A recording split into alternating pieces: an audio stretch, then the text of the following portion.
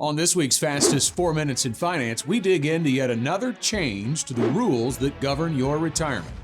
Thanks for checking us out this week, and I hope you are staying safe and warm. Well, when I started in the financial services industry, I remember being overwhelmed at all the acronyms that get thrown around. I know every industry uses them, but I felt like this industry is the king of acronyms. In fact, during my first few days with GenWealth, I can remember sitting in a team meeting and keeping track of just how many acronyms were mentioned. Later, I went through that list to determine what they all meant.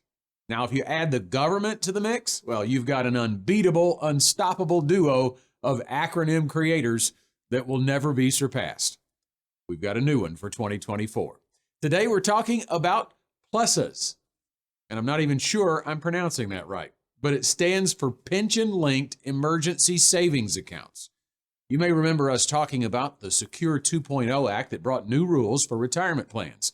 Well, a provision for the creation of these PLESAs was in that legislation, but didn't take effect for 401ks and other employer-sponsored retirement plans until this year. If your employer chooses to create a PLESA, it would be, in essence, a separate account within your retirement account. You would be able to make after-tax contributions to it and withdraw the funds tax-free. Sounds a lot like a Roth 401k, and it is, except that these dollars have standalone contribution limits, only $2,500 annually, with an employer match of up to $2,500 as well. And the funds are meant to be held as an emergency fund. As such, they are required to remain in cash or an investment that preserves your principal. They are also meant for low to middle income employees who struggle to establish an emergency fund, and when there's an emergency, have a tendency to raid their 401k and incur taxes and penalties and damage their financial future to replace an air conditioner or replace or repair their car. If you made more than $135,000 in 2022, you are not eligible for a PLESA. Also, if you're eligible in 2024, but your income exceeds the limit in 2025, you will no longer be eligible, but still have access to your money. A worker is permitted to make withdrawals monthly from their PLESA, but an employer is permitted to create reasonable restrictions to keep an employee from contributing simply to get the match and then pulling it all out. Now, we're generally in favor of this idea.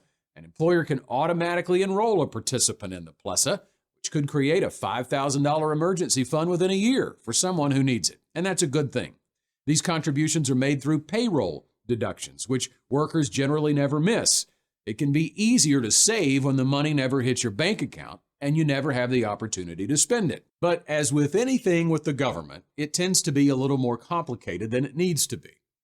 For instance, the first 4 withdrawals must be allowed without a fee, but after that, the employer may charge fees on withdrawals for the remainder of the year. So a PLESA could end up being more costly than a traditional bank savings account. It's important to establish an emergency fund that is not at risk in the market. Working with a financial advisor is a great way to determine how much you should have in that emergency fund and where it should be held. Thanks for watching. Want to become smarter financially in 4 minutes or less? Sign up at fastest4.com to get insights and updates like this delivered to your inbox weekly.